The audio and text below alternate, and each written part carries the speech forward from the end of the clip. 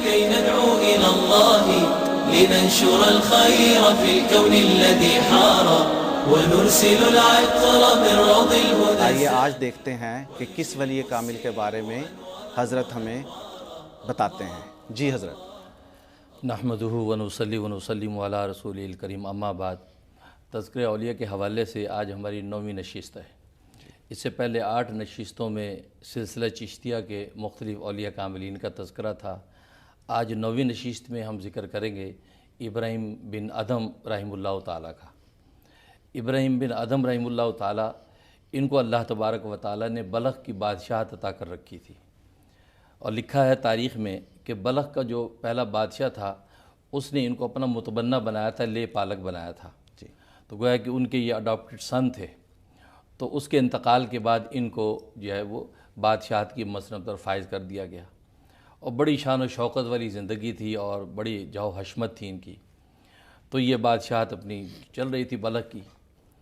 تو ایک مرتبہ یہ اپنے حسب معمول اپنے دربار شاہی میں بیٹھے تھے، تو ایک اجنبی شخص جو ہے وہ دربار میں داخل ہوا.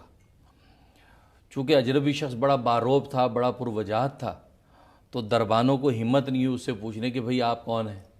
تو وہ سیدھا چلتا آیا یہاں تک کہ بالکل بادشاہ کے تخت کے پاس آ گیا. تو بادشاہ کے پاس آ کے ادھر ادھر دیکھنے لگا محل کو، اور کہنے لگا کہ یہ سرائے اچھی نہیں ہے. تو بادشاہ نے کہا کہ یہ سرائے نہیں، یہ میرا شاہی محل ہے. تم کیسی بات کرتے ہو؟ کہا اچھا یہ تمہارا شاہی محل ہے. یہ اس اجنبی نے کہا کہ اچھا تم سے پہلے اس شاہی محل میں کون بیٹھتا تھا؟ تو ابراہیم بن ادھم نے کہا کہ میرا باپ بیٹھتا تھا. اچھا اس سے پہلے کون بیٹھتا تھا؟ کہا کہ اس سے پہلے میرا دادا بیٹھتا تھا. اس سے پہلے کون بیٹھتا تھا؟ کہا میرا پردادا بیٹھتا تھا. اور کہا کہ تمہارے بعد کون بیٹھے گا؟ کہا کہ میرا ولی عہد بیٹھے گا جو بھی ہوگا.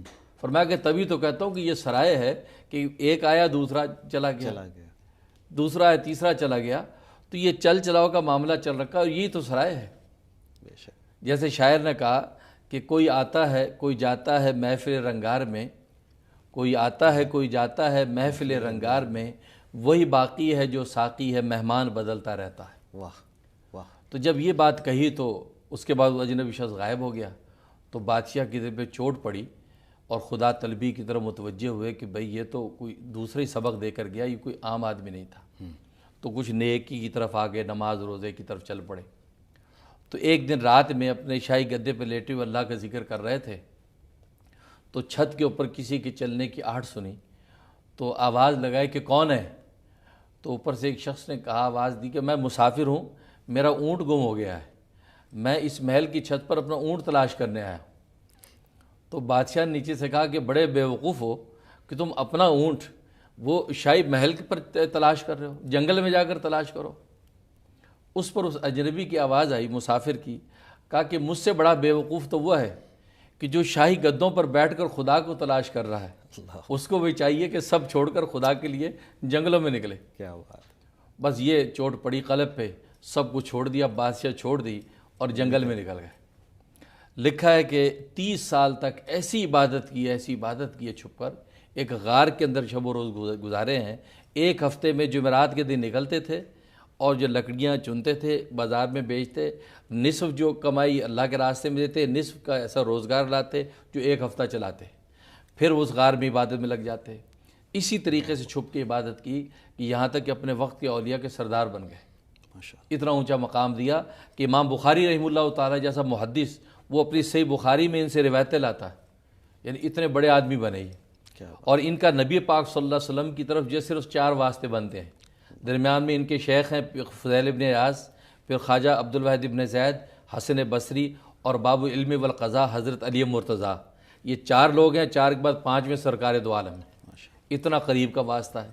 اور ادھر مجھ سے لے کے ان تک 36 واسطے بنتے ہیں کہ 36 واسطوں تک ہم ابراہیم ادم تک پہنچ جاتے ہیں. تو اس طریقے سے انہوں نے جنگلوں میں عبادت شروع کر دی. تو لکھا ہے کہ ایک مرتبہ وزراء و حکام نکلے ان کو تلاش کرنے کے لیے کہ بھئی اپنے اسی منصف بادشاہ کو لے آئیں. تو حضرت دریا کے کنارے پر بیٹھے اپنی گدڑی سی رہے تھے. تو کہا کہ حضرت آپ چلیے، تخت آپ کے لیے خالی ہے، آپ جیسا ہمیں جو نیک صفت بادشاہ چاہیے آپ واپس آ جائیے. فرمایا کہ نہیں بھی نہیں، مجھے ضرورت نہیں، بس میں نے سب ترک کر دیا اللہ کے لیے، میں اللہ کا ہو گیا. کہ جنہیں بہت اصرار جب کیا تو وہ سوئی ہاتھ میں تھی، اس کو پانی میں ڈال دیا اور کہا کہ میری سوئی نکال کے لاؤ۔ وہ سارے عاجزوں کے حضرت یہ سوئی دریا میں چلے گی، یہاں سے کون نکالے؟ اس کے بعد آپ نے مچھلیوں کہا، مچھلیوں اللہ کے حکم سے ابراہیم کی سوئی لے کے آؤ۔ لکھا ہے کہ سینکڑوں مچھلیاں چھوٹی چھوٹی سونے کی سوئیاں منہ میں لے کے کھڑی ہیں، یہاں تک کہ ایک مچھلی ان کی اصل لوہے کی سوئی لے کے آئی، آپ نے وہ سوئی لے لی اور باقیوں کا لے جاؤ، یہ میری امانت نہیں ہے، میری سوئی ملی۔ اس پر وزراء سے کہا کہ دیکھو بحر و بر پہ اللہ تعالیٰ نے اب مجھے حکومت دے دی، تمہاری اس عارضی حکومت کی اب مجھے ضرورت نہیں۔ کیا بات، ایسا مقام اللہ نے ان کو عطا کر رکھا تھا۔ ایک مرتبہ لکھا کہ چلے جا رہے تھے، ایک نوجوان کو دیکھا وہ شراب میں دھت پڑا ہے اور نشے میں اور گرا ہوا ہے، تو آپ نے سوچا کہ بھئی یہ بیچارہ گرا پڑا ہے، شراب پی ہوئی ہے، کون اٹھائے گا اس کو؟ اٹھا کے حمام میں لے گئے اور جا کے اس کا منہ دھویا، صاف کیا اور اس کو کہا کہ اے نوجوان، یہ زبان اپنے اللہ کے ذکر میں صرف کر، اس زبان میں یہ حرام چیز نہ لگا۔ یہ بات کہی، وہ نوجوان چلا گیا۔ کچھ دن کے بعد حضرت کو یہ اطلاع ملی کہ اللہ تبارک و تعالی نے اس نوجوان کو فلاں علاقے کا ولی مقرر کر دیا، ولایت و معرفت کا مقام دے دیا، اور وہاں جو ہے ایک بہت بڑا عالم آ کے اس سے کسب فیض کر رہا ہے۔ تو حضرت بڑے حیران ہوئے کہ یہ 3-4 دن میں سارے مراتب کیسے طے کر لیے اس نے؟ تو اللہ سے دعا کی کہ اللہ یہ کیا ماجرا ہے کہ وہ نوجوان 4 دن پہلے تو شراب میں دھت تھا اور آج یہ عالم ہے۔ تو ہاتھ میں غیبی سے آواز آئی کہ ابراہیم، تو نے اس کا منہ صاف کیا تھا ہمیں راضی کرنے کے لیے، ہم نے اس کا دل دھو دیا تجھے راضی کرنے کے لیے۔ سبحان اللہ، اللہ نے ایسی منزل جو ہے ان کو مقام عطا فرما دیا۔ ماشاء اللہ۔ تو ایسے کمالات جو ہے عظیم ادم۔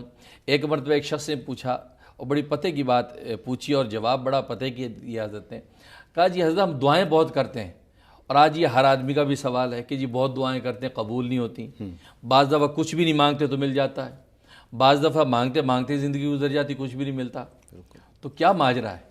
تو پوچھا حضرت ہماری دعائیں کیوں قبول کیوں نہیں ہوتی؟ تو حضرت نے بڑا اچھا جواب دیا۔ حضرت فرمایا کہ اصل میں بات یہ کہ ہم اللہ کو مانتے ہیں لیکن اس کی عبادت نہیں کرتے، ہم اس کے رسول کو پہچانتے ہیں لیکن اس کی اطاعت نہیں کرتے، ہم نعمتوں کو کھاتے ہیں لیکن اس کا شکر نہیں کرتے، ہم جنت کا شوق اور جہنم کو خوف ظاہر کرتے ہیں لیکن اس کا سامان نہیں کرتے، ہم شیطان کو اپنا دشمن سمجھتے ہیں لیکن اس سے عداوت نہیں رکھتے، ہم موت کو یقینی جانتے ہیں لیکن اس کی فکر نہیں کرتے۔ فرمایا کہ ہم جو ہے اپنے ماں باپ کو اپنے ہاتھوں سے دفن کرتے ہیں لیکن اس سے عبرت حاصل نہیں کرتے۔ اور آخر میں فرمایا بڑی پتے کی بات، فرمایا کہ ہم شب و روز اپنے عیبوں کو دیکھتے ہیں، اس کے باوجود دوسروں کے عیبوں کو تلاش کرتے ہیں۔ کہ ہمارے اپنے عیبوں کو دیکھنا کافی نہیں ہے کہ ہم دوسروں کے عیبوں کو تلاش کرتے ہیں؟ تو فرمایا کہ یہ ہمارے اندر ایسی عیوب اصل میں موجود ہیں کہ جس کی وجہ سے اللہ تعالیٰ ہماری دعاؤں کو قبول نہیں کرتے۔ اگر ہم میں یہ چیزیں نہ ہوں تو اللہ تبارک و تعالیٰ ہمارے ہاتھ اٹھانے سے پہلے ہماری دعاؤں کو قبول کر لے۔ لکھا ہے کہ ان کو اشارہ غیبی ہوا، یہ پھر مکہ چلے گئے۔ مکہ میں انہوں نے حضرت فضیل ابن عیاض رحمہ اللہ تعالیٰ سے بیعت کی اور خرقہ خلافت ان سے ملا، اور پھر ان کا آگے فیض جاری ہوا۔ 102 سال جو ہے ان کی عمر ہوئی ہے، اور ایک روایت کے مطابق مدینہ منورہ میں ان کا مزار ہے، ایک روایت کے مطابق ملک شام میں ان کا مزار ہے۔ اتنا اونچا مقام ان کو اللہ تعالیٰ نے عطا کیا تھا، اور ہم دل سے دعا کرتے ہیں کہ اللہ تبارک و تعالیٰ ان اولیاء کاملین، بلکہ حضرت جنید بغدادی رحمۃ اللہ نے بڑی اچھی بات لکھی ہے کہ فرمایا کہ تمام اولیاء اللہ کو جو فیوز و برکات ملتی ہیں اس کی کنجی اللہ تبارک و تعالیٰ نے ابراہیم ادم کو بنایا ہے، یعنی وہ کنجی ہے، وہاں سے گویا کہ سارے فیوز نکلتے ہیں۔ ہم دعا گو ہیں کہ اللہ تبارک و تعالیٰ اس کنجی سے ہمیں بھی نفع عطا فرما دے، ہمیں بھی وہاں سے شمع محبت الہی مل جائے۔ آمین آمین۔ الله أكبر الله الله الله أكبر لا